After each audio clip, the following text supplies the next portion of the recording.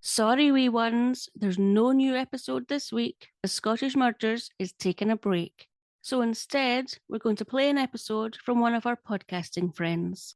Scottish and Scared podcast is hosted by Stefanie, where she shares all things Scottish and sometimes scary.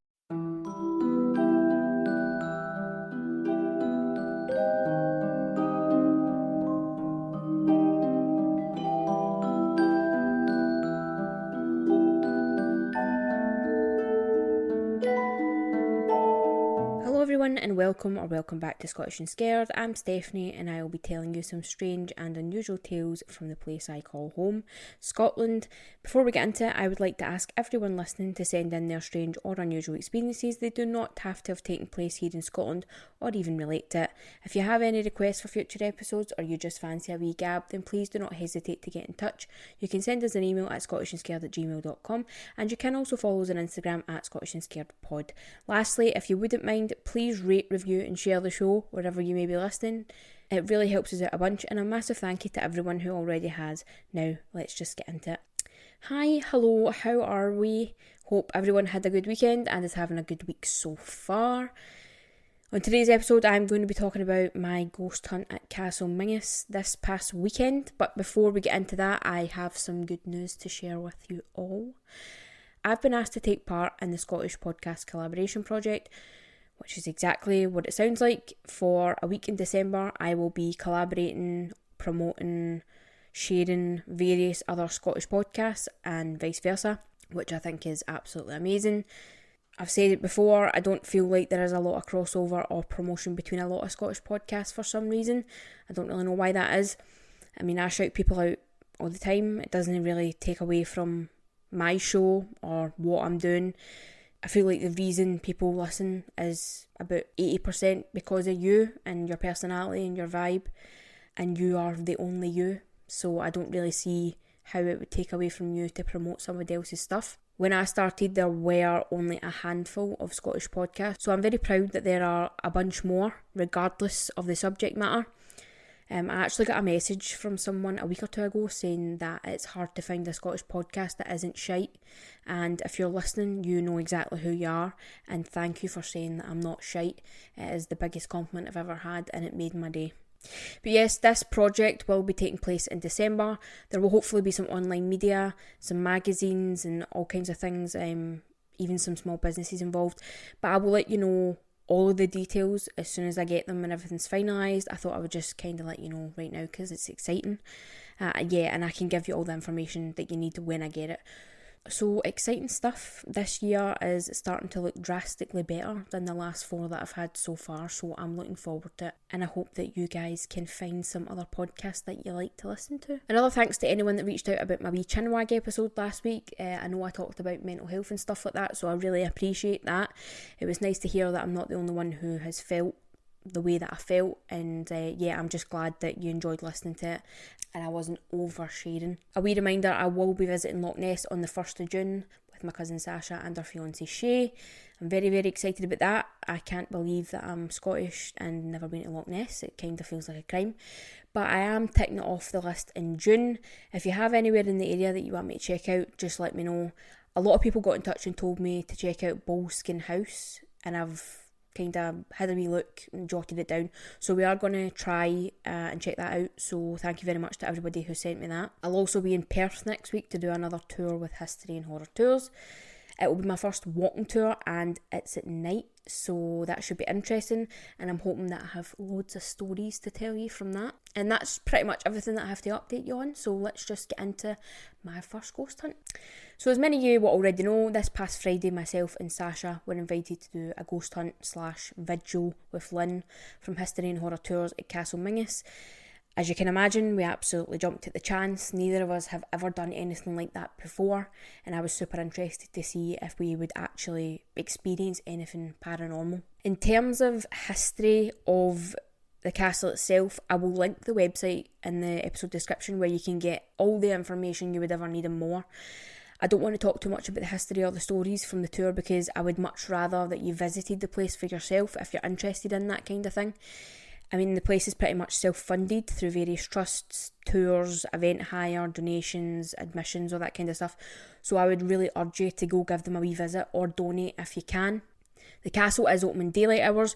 It's open to visitors Monday to Saturday from 10:30am until 4:30pm and Sundays from 2pm till 4:30pm. The admission price is very reasonable in my opinion, and you will find all that on their website, and you are able to just visit and roam around at your own kind of leisure and at your own pace. And there's even a wee tea room where you can sit down and have a wee cuppa and take a breather. So I kind of just wanted to talk about my own experiences in this episode, as well as Sasha's, and just my general thoughts of the place, and what I thought of the experience as a whole. So yeah, this is going to be more of a conversation. I'm kind of just going to take you through basically my day, getting there, seeing the place for the first time, getting introduced to everybody, all that kind of stuff. So Castle Menzies is about an hour and 40-minute drive from where I live in Glasgow. It's located west of a wee village called Weem, which is near Aberfeldy. The drive from where we were is gorgeous, breathtaking, loads of hills, lakes, greenery, animals. We've seen a lot of deer. We've seen some hares and stuff like that. So all that good stuff that, is good for the soul, but you don't really get to see much of it in the city. So yeah, the drive alone is worth it in my opinion. The very last portion of the drive, Sasha Satnav took us through this kind of small dirt road that had houses on either side. So it was kind of like a rural estate, if you know what I mean. You could only fit one car up the road, basically. We seen a few of the locals where we were driving up, and they kind of waved at us. We waved back, and everything was fine and dandy. But then we got to this really large wooden gate that had to obviously be opened by one of us to let the car through. So Sasha got out of the car to open the gate, and she asked me if I could see the woman standing behind us. So I kind of glanced in the rear view mirror, and there was this old woman standing in the middle of the road with long white hair and an apron on, and she was just staring at us, hunched over, just staring at us, like we had just run over our dog or something. Like she wasn't happy. But she didn't move or nothing. She just stood there and stared at us. I do get it, we're strangers and we're passing by her house. That is kind of weird. And she was probably just curious, but she was absolutely terrifying. Just standing there, staring at us. She was something for a horror movie. But when you get through that gate and you just drive, so you're driving down this little dirt road with trees on either side, and then the trees kind of clear, and you just see the castle sitting on its own in the middle of this green grass, and it's like a proper castle. It's really, really stunning, and like I said, it's just sitting on its own, against this really, really big hill. So we were kind of taken aback because it was we'd been to Bannockburn House, which is more like a house, a manor type of thing, but this was much, much bigger. So we were kind of in awe as soon as we seen it. We were far too early, so we kind of just parked up outside, took a few pictures, walked around the property, and we just had a wee girly chat about things. There was a few paths, footpaths that you can walk around the place, that people were kind of walking with their dogs and stuff. So we just took a wee walk up one of those dirt paths, and we actually seen a woman on a horse. And if you know me personally, you'll know that I'm really, really scared. I'm actually petrified of horses, I'll just be honest.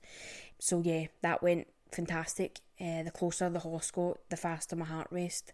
But luckily the woman stopped just before she got to us and told us that the horse was just a baby, even though it was about 7 foot tall, and that she was going to turn around. So I was absolutely grateful for that. But yeah, like I said, we just kind of walked about and took a few photographs, had a bit of a laugh, and then everybody kind of started arriving, more cars started to appear, and then the manager of the building, Scott, he came out and he greeted us and he let us inside. Scott is a very nice man. He's very warm, he's very welcoming. He kind of just has that warm kind of aura to him. And then we all just gathered in the kitchen with Lynn. I think there was maybe 12 of us this time. Before there was maybe 5 or 6 of us. So the group was a lot bigger this time. And yeah, so we kind of just gathered in the kitchen, and Scott gave us a wee rundown of safety things that we should be aware of, all the exits and so on, where we should go in the event of a fire, all that kind of stuff. The building is very old as well. Some of the walls are still stone and stuff like that, and a lot of the stairs are the original stairs that are made from stone, so some of them are a bit uneven. So he kind of just told us about that, told us to be very aware of stuff like that. And yeah, that was that. So Scott left, he locked us in, and then Lynn took over, gave us some background about the castle, what we would be doing throughout the night, and then she just kind of talked us through some of the equipment that we were going to be using to help us find any ghosties that might have been hiding around the place, and that was that. Off we kind of went. So just to give you a kind of brief summary of what this night is about, it was essentially a ghost hunt. So we were in the dark, we had ghost hunting equipment, we had like EMF detectors, we had torches, we had candles, we had motion sensor lights, we had night vision torches, we had a whole load of different things. So it was like a proper ghost hunt, and we kind of were just going to be walking about this castle, basically just us, and seeing if we could find any ghosts. So that's kind of what the night was supposed to be. In terms of what happened during that night, Sasha and I did experience a few things that were a wee bit odd. They were a wee bit unexplainable. So instead of me taking you through the entire tour, I'm just going to kind of cover what we seen, what we felt, what rooms we felt them in, and just our general experiences. I don't want to talk on behalf of other people or anything like that, so I'm just going to keep it very personal to me and Sasha, and I hope that's okay with you. But in terms of just like things that happened throughout the night, there was a lot of noises that were unexplained, there was a lot of lights that were unexplained, noises such as doors closing on their own, footsteps, a lot of conversations that sounded like they were taking place in other rooms when nobody was there. And I just want to preface all of this by saying there are no scare actors on these tours. This is real as it gets. There's just you, Lynn, the other people that are joining you on the night, and like I said, Scott closes the door behind you and locks it. Nobody gets in, nobody gets out. It's very much that. So I would 100% say there is nobody else in the building that's making noises or doing things like that to try and get a reaction out of people. It's very, very real. So like I was saying, there was a load of noises like banging, footsteps, voices in other rooms, a lot of conversations that we could hear. There was also music. A few times we could hear music playing in other rooms when there was nobody in them as well.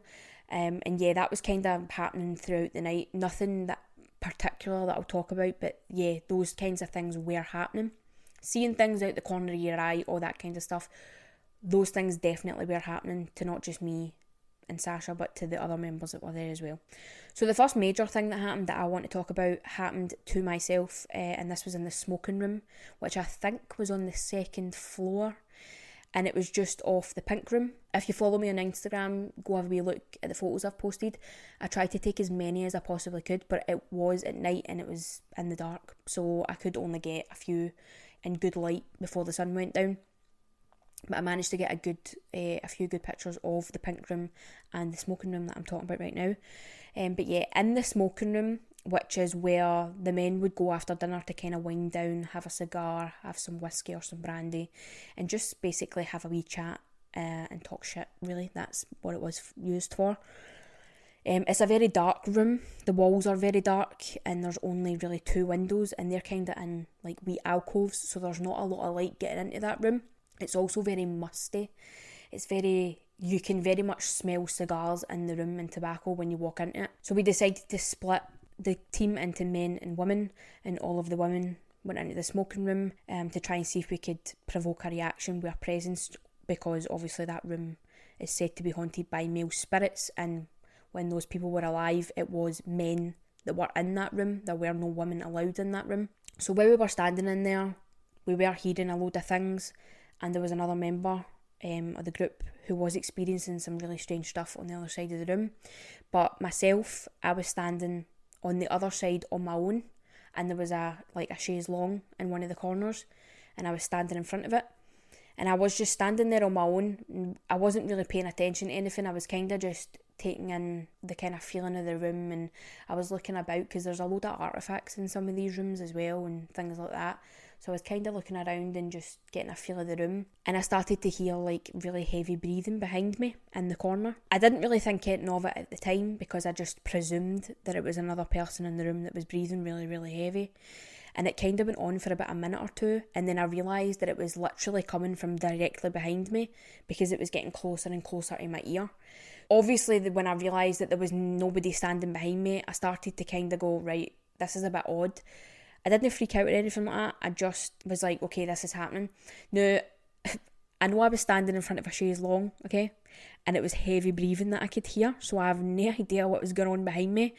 But I just slowly kind of stepped away from the noise and joined the other group on the other side of the room and tried to kind of like just distance myself from the noise.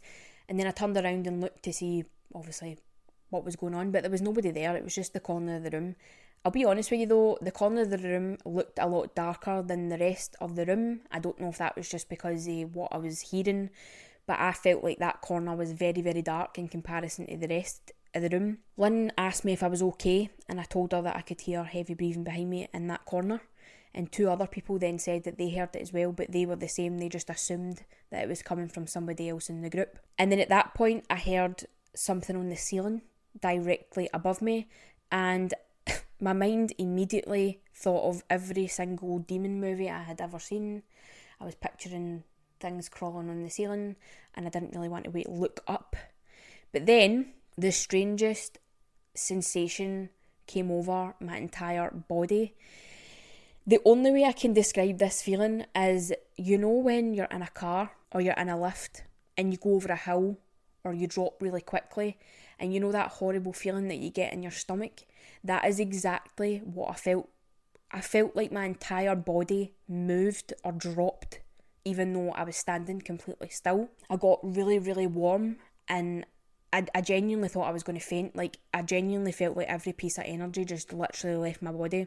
Lynn was standing beside me, and she kind of put her hand on my shoulder and asked if I was okay, and I just said no, that I wasn't okay, that I felt like I was going to faint.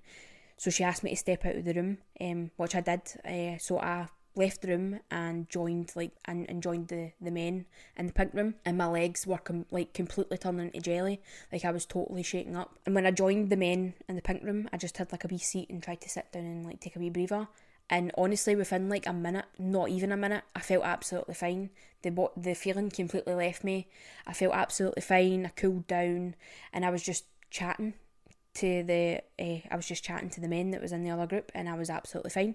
So I have absolutely no idea what that was that I felt, why I felt it, and it's not something that's ever happened to me before, ever in my life, especially when I'm just standing still, for it to then completely leave me when I leave the room. If there is a logical explanation for that, I would love to hear it, because I genuinely can't think of anything that can explain that.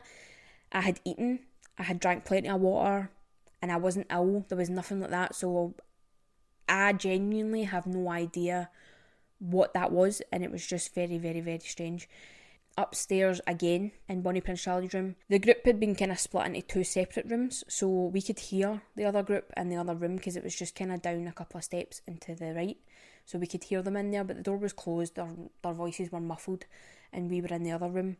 But the room that we were in had the door slightly opened, and it was off of a spiral staircase, so you could see there was a light shining on the staircase, and so it kind of lit up the stairs. So while we were kind of standing there, Lynn was just telling us a bit about the history and the stories of the room and stuff like that, and I kind of glanced over at the door and seen something move across the door, like outside of the door.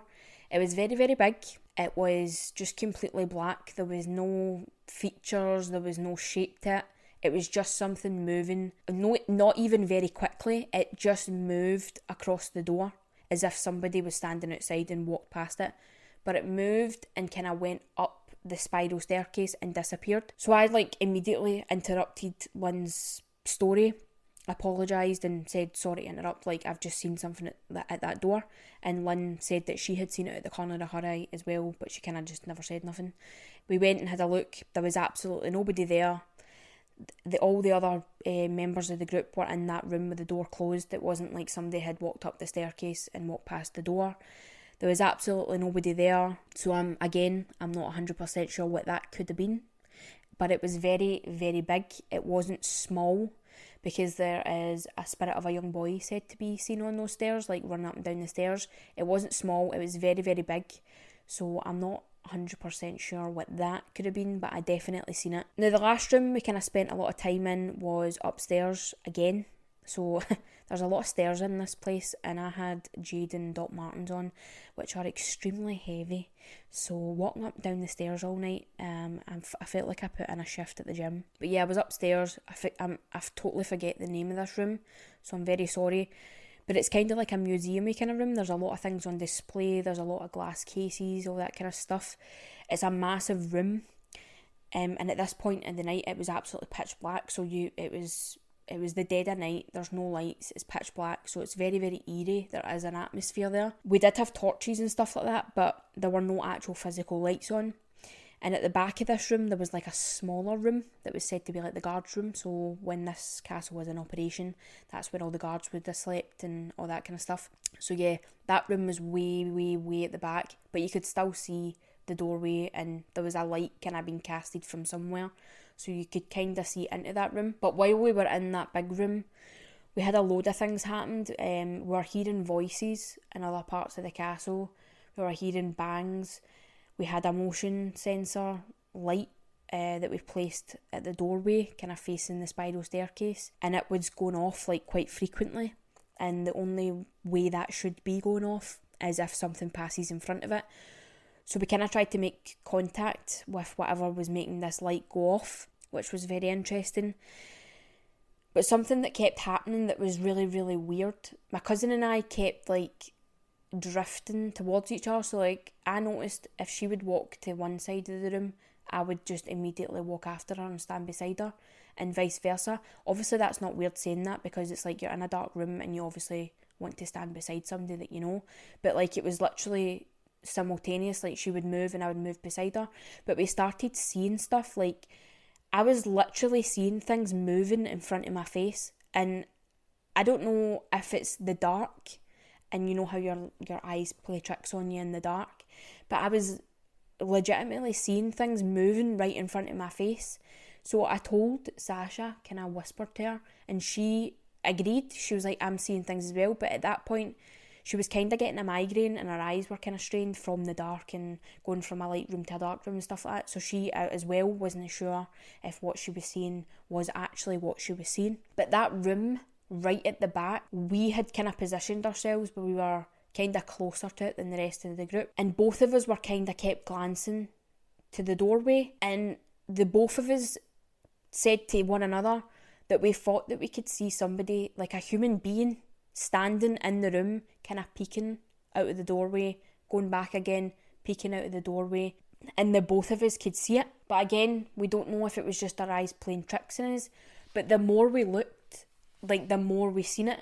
Like we were literally just staring at it, and it was like a human being. It looked like a human being was standing in that doorway, looking at us, going away for a wee bit, coming back and looking at us again, going away for a wee bit, and then it just looked like somebody was moving about the room. There was nobody in that room.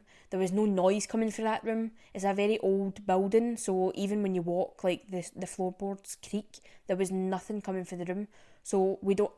Again, I don't want to keep saying this, but we don't know if what we were seeing was legitimate or if it was just our eyes trying to adjust to the light or whatever it was. But we 100% believe that we could see somebody moving in that room.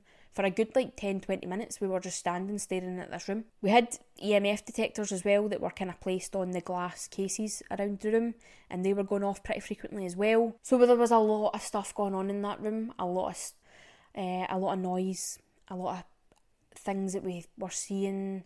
Motion sensor lights were going off, EMF detectors were going off, we could hear noises in other parts of the castle. Another thing that was happening quite frequently, which apparently does happen quite frequently, is a lot of the lights are on automatic sensors. So when you walk into a room, it comes on. Like, I needed to explain that to you, but you know what I mean. But some of them aren't, some of them are still switches. But at night, all of the lights are switched off, so they shouldn't be on. Like, in theory, they just shouldn't be on. But lights were on in rooms that they shouldn't have been when we walked into them, and when we tried to turn them off, they wouldn't turn off. So we don't know how to explain that either. But the event ran over time-wise, and we had to leave just because Sasha was getting very tired. Like I said, she had a migraine and stuff, and we had an hour and 40 minutes to drive back to Glasgow, so we just decided to leave because I didn't want her driving feeling like that. The roads are already quite dangerous. It's night time, it had been raining, so we just decided to leave. But before we left, David, one of the volunteers, who is absolutely lovely by the way, we absolutely love him, he's so endearing, he took us both up to the turret room just to let us have a wee look before we left. And guys, let me tell you, I would get married in this room. I tried to take pictures, but my phone was like playing up. It wouldn't let me take a picture, and when it did, it was like distorting them. So like you couldn't actually make out what the picture was. It was really weird. But the room kind of has like a very, very high ceiling, but it's like a triangle ceiling. There's exposed beams, there's a lot of wood fixtures, all that kind of stuff. And it's just absolutely gorgeous. It's just totally my vibe, like the wood and the rustic feel. I loved it. And there's also like a wee turret room in there, so you can kind of go up these wee steps into the turret and you can look out. But yeah, there was a really weird feeling in that room that I can't explain. And then obviously my phone acting like that. I have no idea why. But nothing really happened, like activity-wise, but we were only in it for like a couple of minutes. And then David kindly escorted us out of the building.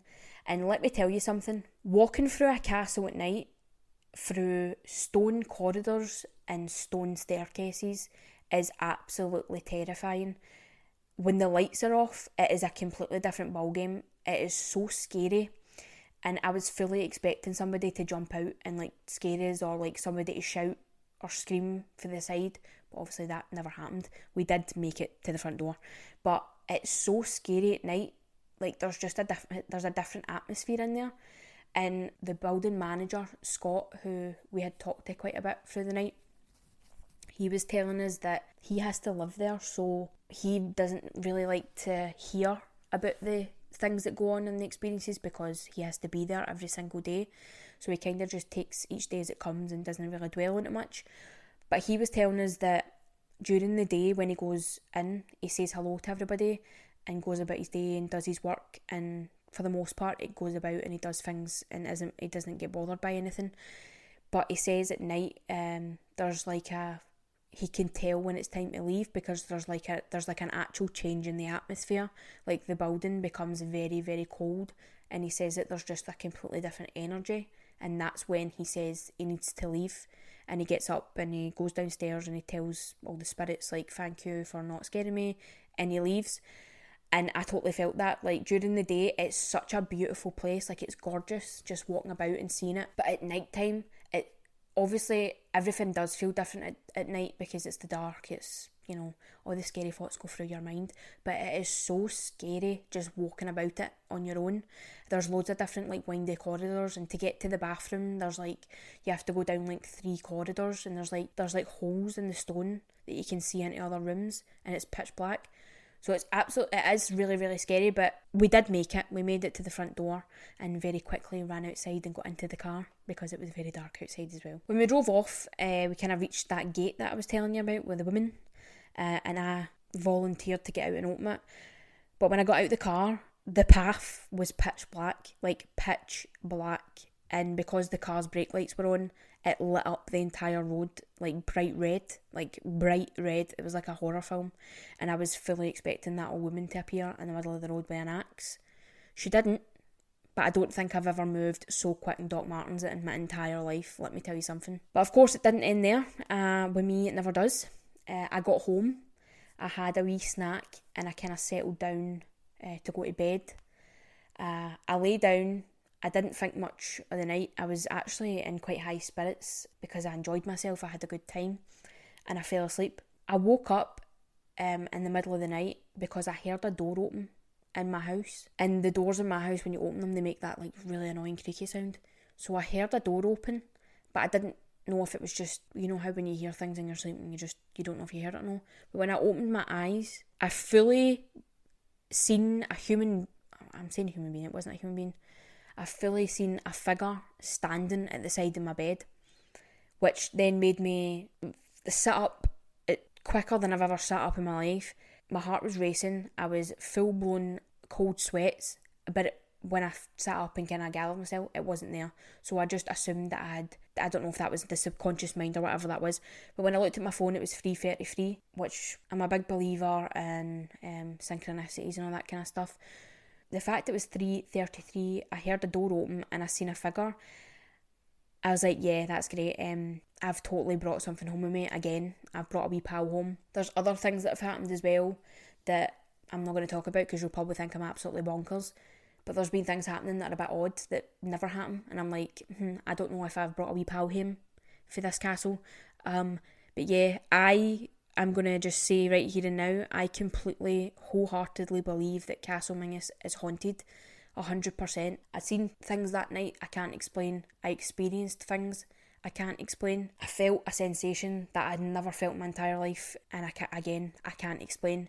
So to me, that place is haunted. The entire experience as a whole was amazing. I would love to come back and do it again. Our guide Lynn was amazing. She made sure we were all comfortable, we were all safe throughout the night. She also did an amazing job at keeping everyone engaged, which must be hard sometimes with larger groups. We also had a few people in the group who were sceptics, didn't believe. So I could kind of tell that some of them were getting a bit bored and they were kind of taking the piss a bit, which was annoying. But my hat's off to Lynn for trying to keep everybody engaged, and I had an amazing time, and I know Sasha did as well. We had a wee coffee break about 11 and we got to talk to Scott a wee bit more, which was really good. He told us a wee bit more about his experiences and a bit more about the history of the place. We also got to see where they hold events there. They do weddings and stuff as well. So if you're looking for a place to have a wedding, I would definitely look them up, because we got to see the room and it's absolutely stunning. While we were in the room, I actually walked into a window like an absolute moron. Yeah, it was like a 15-foot window and I just clean walked straight into it. Luckily I had a hat on and it the cap hit the window before I did. One of the boys that was on the tour seen it. One of the boys that was there with us seen it and laughed. But yeah, thankfully nobody else seen it. It was quite embarrassing. But overall, I would highly recommend this experience if you are interested in the paranormal and would like to try it out. All the information you need to book will be in the episode description, as well as the website for the castle itself. If you would rather visit during the day and have a wee nosy, they also do day tours. So yeah, go check that out as well. I'd like to thank Lynn and Gary for inviting me along again and allowing me to have this experience. And I hope that I have many, many more. Like I said, I will be in Loch Ness and Perth next week, so loads of stuff to come, loads of stuff to talk about that I'm really excited about. And there seems to be a lot more coming in the year in general, so I'm excited about that too. As always, thank you for listening. I hope you enjoyed, and I will see you all in the next one. Stay weird, stay scared. Bye, folks.